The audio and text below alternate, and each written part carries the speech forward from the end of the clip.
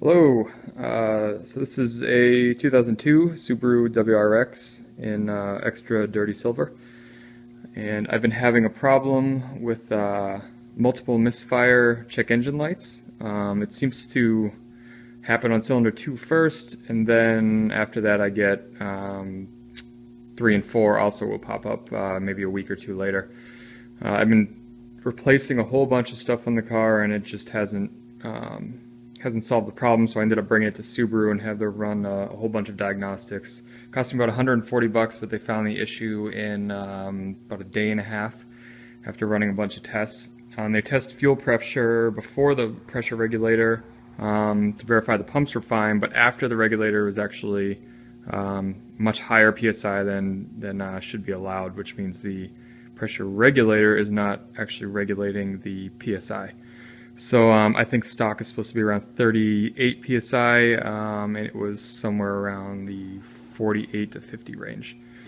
So I bought here new Subaru Denso OEM fuel pressure regulator, and the part number for that is right there. Looks like it actually has two part numbers, the ones that begin in SU. So I'm going to be putting that in. What's nice about this is it actually comes with a new O-ring on there too, so you don't have to buy that separate. And the stock one is located right behind the intake elbow here. It's going to be almost impossible to see, but if you see that little red head screw right down there, right there, that's one of the screws that is holding in this bracket. So there's two of them down there. So we're going to replace that. I'm going to show you how. It should be pretty easy. I just have a few basic tools here. 1/4 inch drive with 10, 12, and 13 millimeter sockets. What is that? A 12 millimeter gear wrench. I'll probably go grab the 10 too. And then just a flat blade and 2 size Phillips heads. Okay, step one, we're going to remove the ignition fuse. So right here on these cars is a little cigarette tray. You'll see right there it says fuse. That's because there's a fuse panel behind there. So if you just pull it kind of like that, feels like you break it, but you won't. There's little dowels and C-shaped tabs there that hold on to the dowels right there. So what we're going to do is, on the back of this is the fuses. So you can see in yellow there, EG ignition airbag 15 amp. That's the one we're going to be pulling. So if you look at it like this, here's the diagram, middle row, first one over from the right, which is this guy here.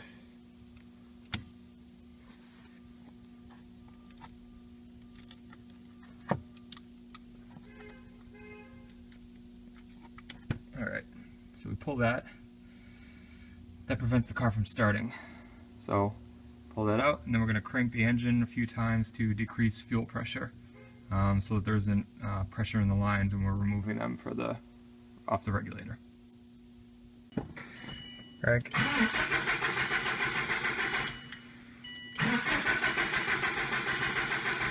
There we go. So after I pulled that fuse, basically the car's not getting spark. So it won't start, which is what we want. So turn it off, now to the front. Alright, whenever I'm working with fuel lines, I always disconnect the battery, just because, God forbid, I don't know, ground a live wire or something over there and it sends a spark out when there's fuel vapor in the air. It's the last thing I want. Freak accident, but it's always good to be safe. So this is a 10 millimeter guy here, which is all blurry. There we go. 10 millimeter here. I'm going to loosen this and just remove the positive side of the battery cable, so this is out of the circuit. What this also will do is reset the computer, which sometimes will reset the CEL. Sometimes it won't. I'm not really positive how that works, but I have a little OBD2 Wi-Fi plug that I can access on my cell phone to clear all the code, so I'll probably end up doing that after, just to refresh the system and make sure that the pressure regulator was in fact causing the misfires. Okay, so let's get this guy off. Alright, this is nice and loose now, so just pull this off like that. Wow, that looks really cruddy. I'm probably going to clean that off before I put it back together. And just kind of fold it down and out of the way so that it doesn't, you don't want it dangling over the terminal because then it could touch and spark, which is exactly what we don't want when there's fuel everywhere. So I'm going to remove this elbow. There's a flathead here, hose clamp, and one right here. And then this whole elbow should come free, and hopefully then I can access the FPR right underneath it. Alright, so I'm having a bit of an issue getting to the pressure regulator with this harness in the way. I realized that there's a ground cable here that's attached to the manifold up here, so that's kind of preventing me from pulling this harness this way to get it out of the way so I can get to the pressure regulator. So what I did was I cracked this guy. This is 12 millimeters. 12 millimeter head. So undo that, remove the ground cable, and it's good while you're in there to check your ground cables, check all of them actually. You want a good connection. If you don't have a good connection, whatever's being grounded by this cable, whatever's in line here, can malfunction if it's not getting a proper connection. So there's a ground cable there. There's one here, same style, and then there are two on the body. So there's one attached here, and there's one right here. So clean those up if they look that terrible, because that could be a poor connection that's causing an issue with whatever it is that's using that as a ground. Alright, and another good tip, whenever you're removing a bolt to disconnect something or remove a part, it's always good to put the bolts back in its screw boss. Here's another view of everything in here, this mess, with the light on so you can actually see what I'm doing. Alright, so here's the harness that I'm able to move out of the way now. There are the two main bracket bolts, the hose clamp, and the vacuum line. Disconnect the larger brackets first, so then this unit's free to move around a little bit, and then it might be easier for me to get at that Phillips head on the hose clamp because it's kind of at a weird angle right now. So I'm going to go ahead and use a 1/4 inch drive with a long extension and 10 millimeter head on it to get down in there and break these guys free. Alright, I'm going to remove this vacuum line.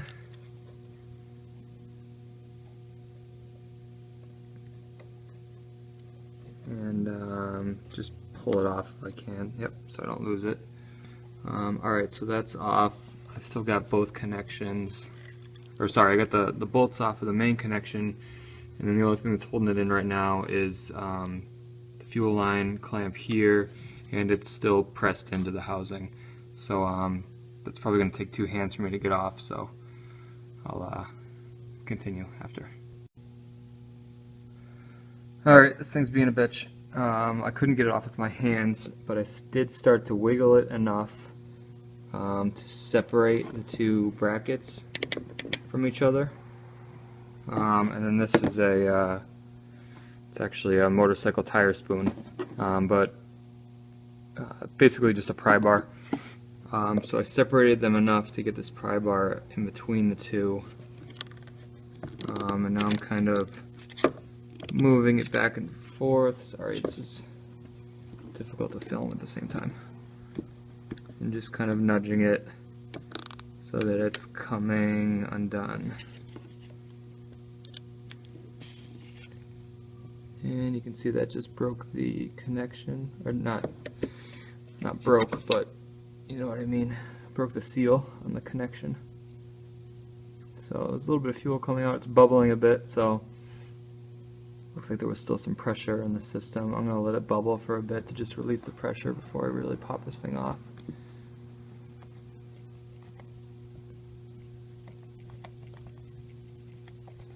Okay, there we go. There's the old O-ring.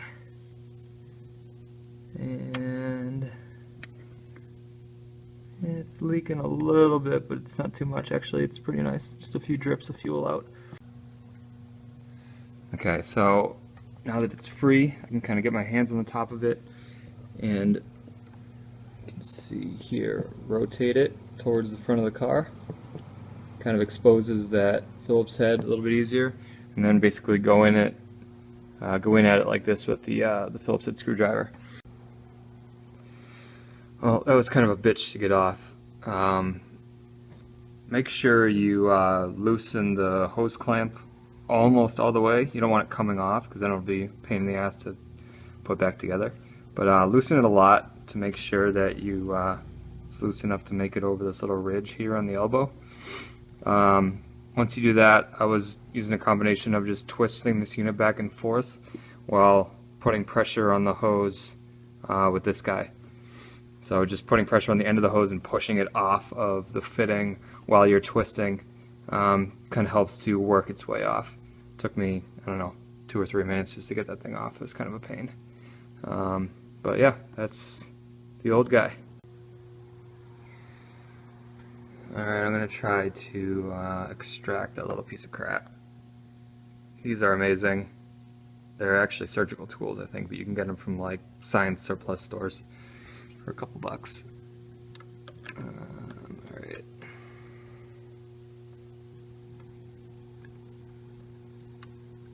Yes. Alright, that is not something that we want in fuel line. It looks pretty clear in there now. I think that was the only little piece that made it in. So now I'm just going to work at scraping this stuff off. There we go. That's a better image. Just with a little razor blade. There we go. That's about as clean as it's going to get right now. And again, it's just a little preventative measure to make sure there isn't any sediment getting into the fuel line. What we do now is just put a little bit of WD-40 on the end of this.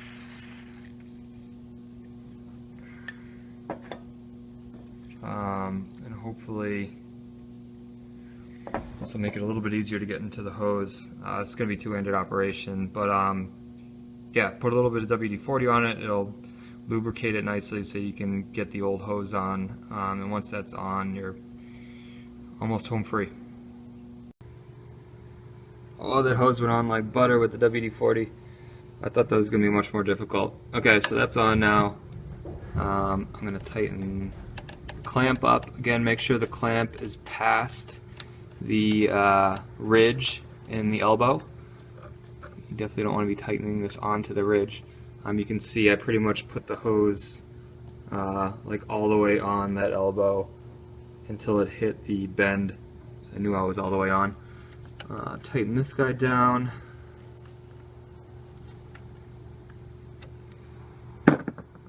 And then what you can actually do to make this again a little bit easier on you, put a little bit of WD-40 on your fingers and then put it on the O-ring.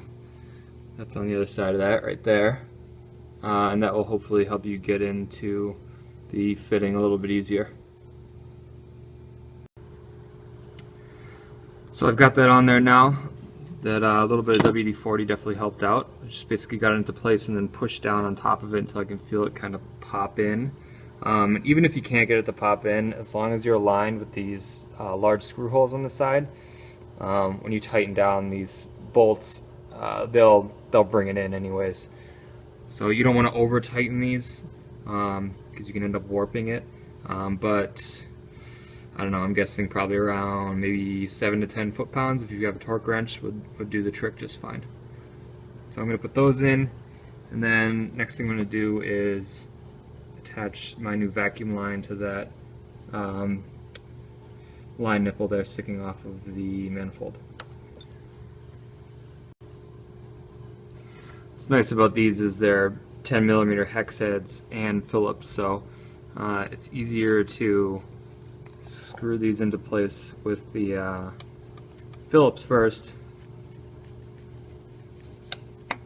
You can see it just pop into place there. That's because I couldn't get it all the way in with my hand, but these screws are bringing it in. So go ahead and get these just about hand tight with the screwdriver. And then I would do the last bit of tightening with a socket head so that you prevent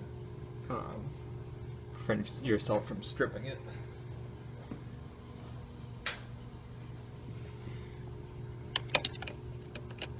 So again, these are 10mm, and I'm just going to give them maybe like a quarter turn. So I got it about hand tight.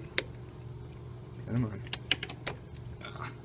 Hand tight with the Phillips head, and now I'm just giving them like another quarter turn with the socket wrench since I've got a little bit more leverage. Alright, so you can see here I connected the vacuum line to the manifold again and clamped both sides down with safety wire. You could use sprung-loaded clamps too that you find at the hardware store or auto parts store. Those are pretty easy to install. I would just avoid anything that has a screw fitting to it because it's in kind of a bad location. So those are intact. We've got we made sure to tighten down our main nuts here, main bolts here to the bracket, and tighten down the hose line fitting. Put your intake hose back together. Make sure to tighten down your hose clamps on both sides so you don't have any air leaks. Don't forget your ground wire cable. And then in the car, put the fuse back in its spot. Put the little coin tray back in, and then reconnect the positive terminal on the battery, and you're good to go. So this, all in all, probably would have taken me about a half an hour or so if I wasn't filming, and about $90 shipped for a new fuel pressure regulator, OEM Denso one, not some aftermarket thing. And Subaru wanted $440 for this job. So save yourself some money, learn a little bit about your car. Hopefully this video helped, and good luck. Thanks.